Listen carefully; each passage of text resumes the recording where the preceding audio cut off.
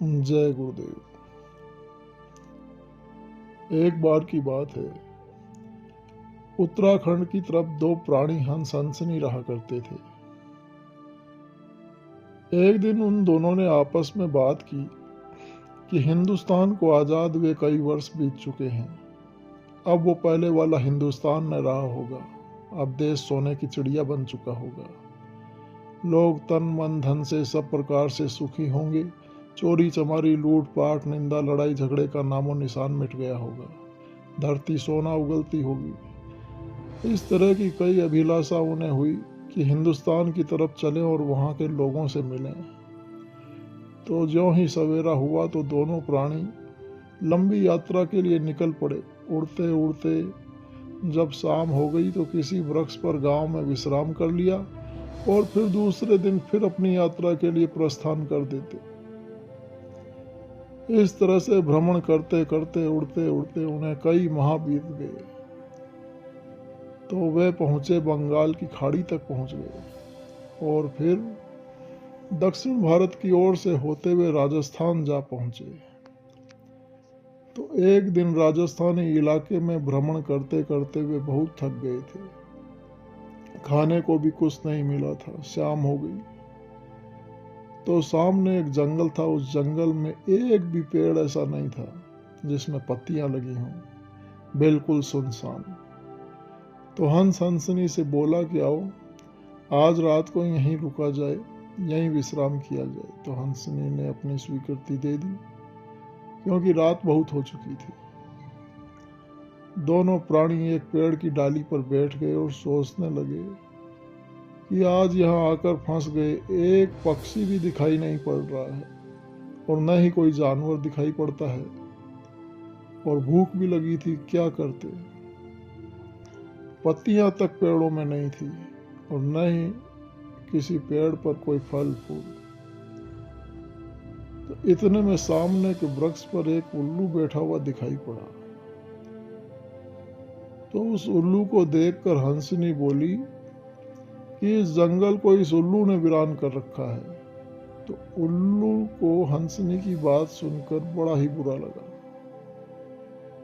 हंसनी थोड़ी थोड़ी देर में अपनी बात को दोहराती कि इस जंगल को इस उल्लू ने वीरान कर रखा है।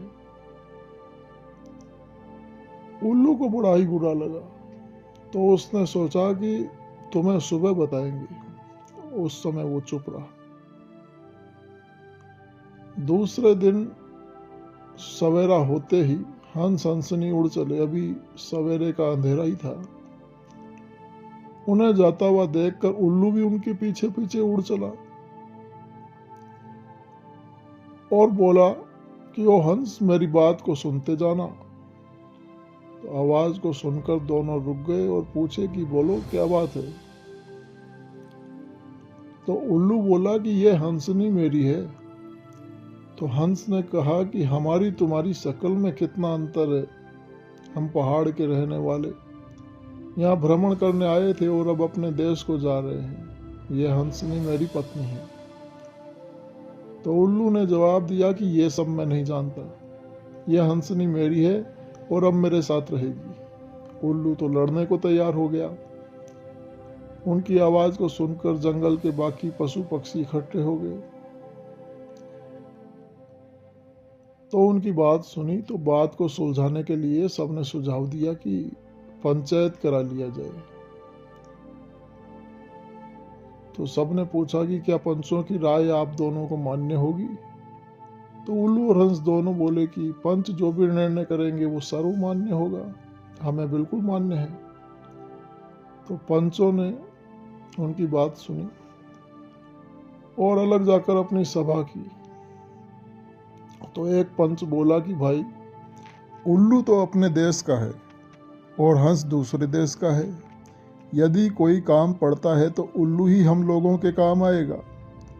इसलिए हम लोग अपना निर्णय ये दें कि हंसनी उल्लू की है। तो ये बात सभी को पसंद आई और फिर सब अपना निर्णय बताने के लिए उनके पास पहुंचे जहां पर हंस हंसनी और उल्लू थे। तो सरपंच महोदय ऊंचे आवाज में बोलना शुरू किए और बोले कि हम पंचों ने पूरी बातों पर बड़ा ही गौर से विचार विमर्श किया है और अब हम अपना ये फैसला देते हैं कि हंसनी उल्लू की है। यह सुनकर हंस तो हक्का बक्का रह गया और सन्न हो गया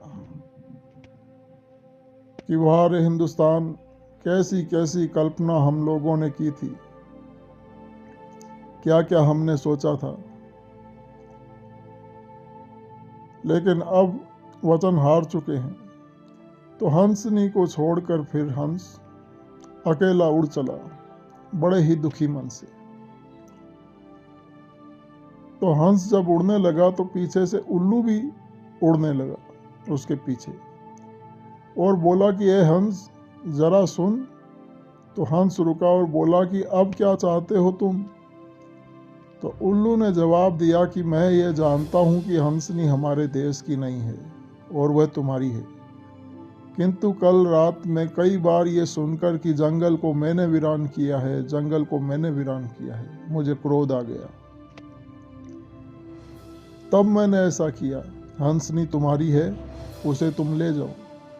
मैंने तुम्हें यह दिखाया है कि जंगल को मैंने वीरान नहीं किया, बल्कि इन पंचों ने जंगल को वीरान किया है।